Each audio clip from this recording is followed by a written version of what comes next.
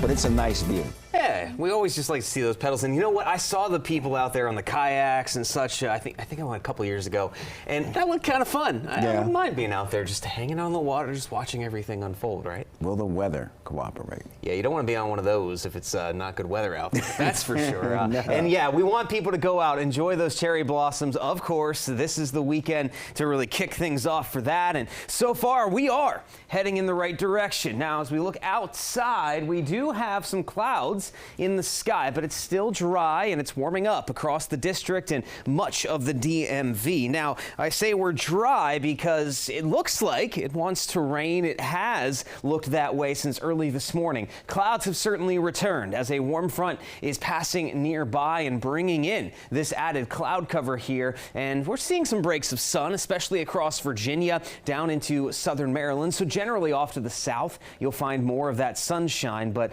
clouds are going to win out for the most part here this afternoon, all because that warm front is going to continue to get closer. Now, in terms of rainfall, we have just been too dry to the point that these showers are not overcoming that dry air just yet. We're not seeing any sort of rainfall across the majority of the DMV, but a few of these showers, they're trying to develop out across Garrett County, cross the mountains and make it off to the east. But it's likely that most of these showers will fizzle out over the next few hours before we do see a good amount of rain make it all the way across the DMV. And here's the main batch of that rainfall concentrated over Michigan, Ohio, back into western Pennsylvania now. And as that continues to drift east, that will be our best chance to see a little bit of wet weather before the day is done. Now, despite how cloudy it is for many of us, temperatures are still jumping up because we now have light southerly winds and we're pulling in more of that warm air from the south with that warm front. It's already 61 in the district. That was our high yesterday. It's 65 where that sun is breaking out a bit more in Waldorf, Fredericksburg, Culpeper, even in the mid 60s. And as you head north, a few 50s hanging on in Cumberland and Frederick, but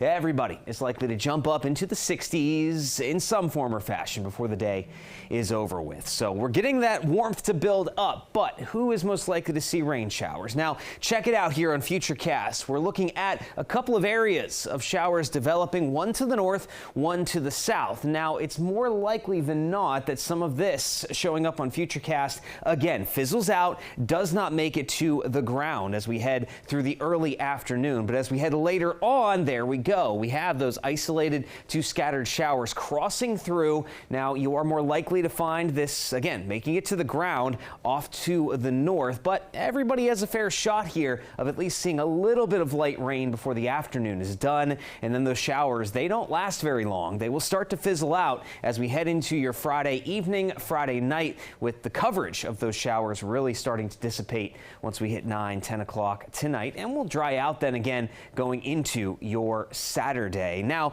we'll still have plenty of clouds around, though, with that warm front off to our north at this point. And despite the clouds still being around tomorrow, get ready, folks. It's likely to be the first 80-degree day of 2025. Very warm, not too bad to start out the weekend. Rain chances, though, return with isolated showers Sunday, and then we're keeping our eye on Monday. It looks like an active one with scattered rainfall. A few thunderstorms could get a bit noisy out there to kick off next week.